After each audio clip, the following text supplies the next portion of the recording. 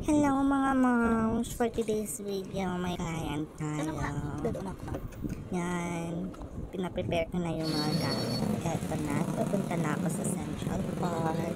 Ayan, sobrang traffic. Eto, dito na ako sa bahay ng ating client. Ito yung hair ng ating client.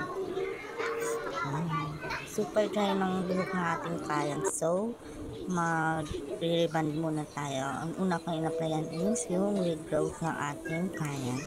Tapos, in-sprayan ko siya. Tapos, binaba ko na yung gamot. Ito na yung first blower ng ating client. Ayan, yung unang plancha.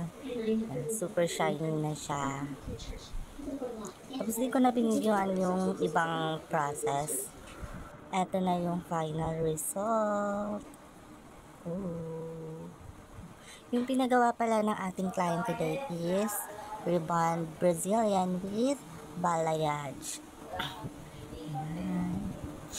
From dry to shiny and smooth hair. Yan. Tuwang-tuwa yung ating client dyan, mga sis.